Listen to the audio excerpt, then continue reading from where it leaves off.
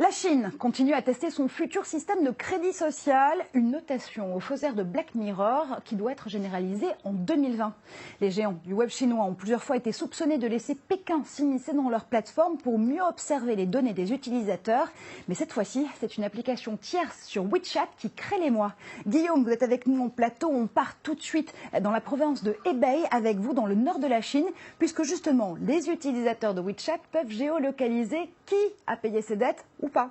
Oui, alors il y a une explication officielle pour ça. Elle a d'ailleurs été recueillie par le South China Morning Post. Et l'explication officielle, c'est la volonté de créer un cadre d'honnêteté sociale qui va limiter les personnes qui ont perdu leur crédibilité. Et l'idée, bien sûr, c'est de redonner de la crédibilité à ces personnes lorsqu'elles auront remboursé leurs dettes. Honnêteté sociale ou pas, le Social Credit System chinois est en tout cas souvent dénoncé comme une dictature 4.0. Mais c'est surtout une réalité qui sera bientôt appliquée à 1,4 milliard d'habitants. C'est dans un an à peine. C'est dans un an à peine et on voit déjà le quotidien de millions de Chinois qui est déjà affecté par cette mesure qui prendra effectivement effet en 2020.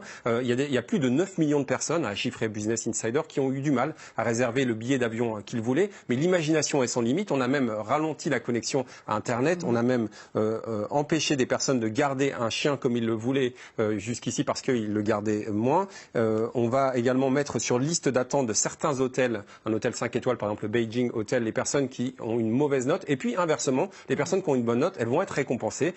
Sur le site de dating par exemple Buy.com, on va les mettre en avant pour qu'elles aient plus de chances de rencontrer l'âme sœur. Ok, mais est-ce que la Chine est vraiment la seule à vouloir observer ses citoyens? C'est une bonne question Marjorie parce qu'il ne faut pas être naïf. Dans beaucoup de pays, on a envie, il y a cette volonté de surveiller, ou en tout cas de se surveiller les uns les autres. Il y a une application qui est relativement peu connue, qui est née en Californie et qui s'appelle Credo, qui veut permettre ce genre de surveillance. Et puis, même en Angleterre, c'est le think tank britannique News Economic Foundation qui a dénoncé que certains credit scores financiers empêchaient certaines personnes de trouver l'emploi qu'ils voulaient. Alors, ce qui est spécifique à la Chine, c'est que cette volonté politique, elle est couplée avec une volonté économique. C'est-à-dire que si on écoute Kai-Fu Lee qui a fait un livre extrêmement intéressant sur le nouvel ordre de l'intelligence artificielle dans le monde, et Kai-Fu Lee explique que si on a accès à toutes les données, ça va permettre de créer des géants économiques très vite. Il cite en exemple le site Pinduoduo, qui dans le e-commerce a atteint une valorisation de plus de 25 milliards de dollars en 3 ans.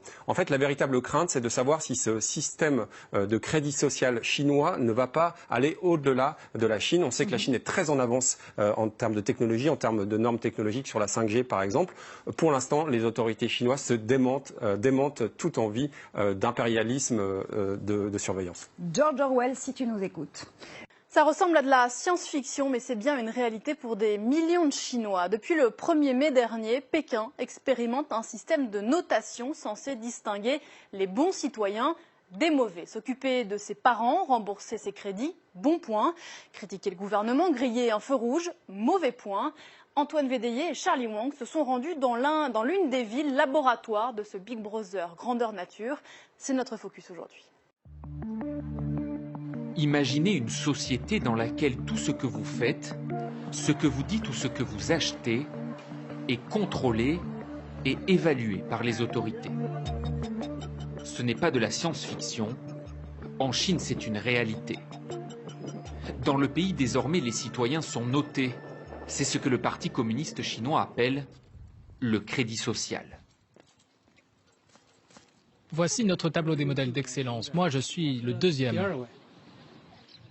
À Fulushan, depuis 1 an, tous les villageois sont notés. Il y a les bons citoyens qui œuvrent pour la communauté et les mauvais, ceux qui, par exemple, laissent traîner leurs poubelles dehors. Chen Kejong, lui, figure sur le mur d'honneur grâce à un comportement exemplaire. La raison, c'est que j'aide à maintenir le village propre. Et j'aide aussi les gens à améliorer notre environnement. Et j'ai aussi aidé des habitants à s'enrichir. Je suis fier, mais c'est aussi beaucoup de pression parce que quand tu es sur ce mur, tu veux toujours être meilleur. Ce système de notation est en phase de test depuis 5 ans dans une trentaine de villes chinoises. Il doit s'étendre à l'ensemble du pays en 2020. Les bons citoyens bénéficieront de réductions sur leurs factures et obtiendront des prêts à la banque plus facilement. Les mauvais citoyens, eux, seront interdits d'acheter des billets de train ou d'avion. Pour le Parti communiste, ce système est surtout un moyen d'exclure ce qui contrarie l'harmonie de la société chinoise. En utilisant les moyens donnés par le crédit social, on va pouvoir établir une liste noire de personnes et créer ainsi un système de punition qui sera basé sur une théorie scientifique. Ces punitions vont servir de coup de fouet pour reconstruire les valeurs morales. Notre société en a besoin. Entre Pékin et Shanghai, Zhongsheng a été en 2013 l'une des premières villes à mettre en place le crédit social. Dans les rues, les portraits des meilleurs citoyens s'affichent sur des posters. Comme ce militaire. Il aurait sauvé 2 personnes de la noyade. Ce système de crédit social, il nous influence et surtout, il nous incite à ne pas avoir de mauvais comportements. Par exemple, quand on conduit, on laisse traverser les piétons. Et quand on fait la queue pour monter dans le bus, on ne double pas. Il paraît que ceux qui ont de bonnes notes ont souvent des réductions pour payer leurs factures d'eau ou d'autres genres de factures. C'est dans ce bâtiment que les fonctionnaires de Zhongsheng attribuent une note aux habitants. Nous avons pu pénétrer à l'intérieur et filmer discrètement ces quelques images. Ici, les agents collectent des données fournies par la police, les tribunaux, les impôts. Chaque habitant est ensuite noté de la lettre D pour les moins bons citoyens jusqu'au AAA. Et cela s'applique aussi aux entreprises. Cette dame vient d'obtenir la note maximale pour son cabinet d'architecte. C'est le dossier de notation de mon entreprise. J'en ai besoin pour répondre à des appels d'offres et ça prouve que ma compagnie est bien notée. Plus on a de A, plus la note est bonne et plus l'entreprise est fiable. On l'obtient par tous les moyens. Il ne faut pas que l'entreprise ait conduit d'actions illégales. Il faut qu'elle paie bien ses taxes. Récompenser les bons citoyens et punir les mauvais. Rougia, défenseur des droits de l'homme, figure déjà sur liste noire. Depuis 10 ans, il est privé de passeport. Ses déplacements sont limités.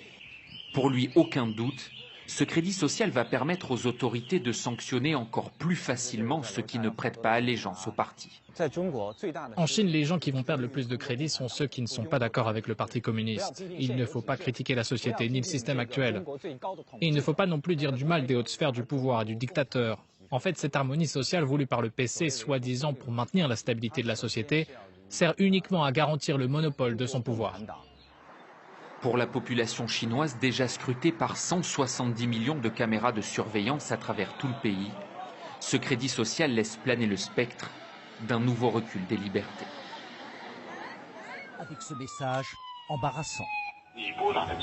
Nous vous signalons que votre correspondant est inscrit sur la liste noire. Veuillez s'il vous plaît exhorter cette personne à remplir ses obligations légales. Le correspondant, c'est cet homme furieux. C'est la sonnerie de son téléphone.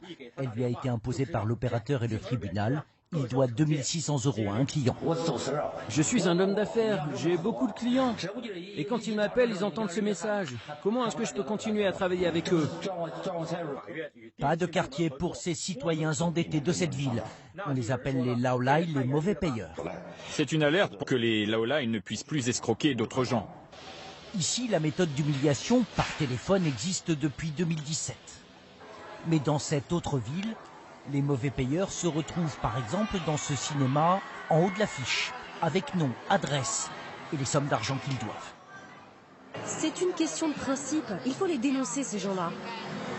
Ces gens ne sont pas honnêtes. Ils doivent en payer le prix. Ne pas rembourser, c'est normal de payer ses dettes. Sinon, il faut les mettre sur une liste noire. La liste noire, la voici, établie par la Cour suprême. Qui figurent les noms de tous les mauvais payeurs. Ils sont 13 millions aujourd'hui. Et pour ces Chinois discrédités publiquement, il y a aussi des privations. Impossible pour eux de prendre l'avion. Les autorités ont ainsi empêché 17 millions d'achats de billets l'an dernier. Pareil pour le train. Ils ne peuvent pas non plus acheter d'appartements ou encore contracter un prêt bancaire. C'est une mise au ban de la société. Il y a les mauvais et les bons citoyens qui, eux, peuvent être rétribués par des avancements de carrière ou par exemple des réductions dans les transports publics. C'est ce que le gouvernement chinois appelle le crédit social, la note citoyenne, un système qui sera étendu à tout le pays en 2020.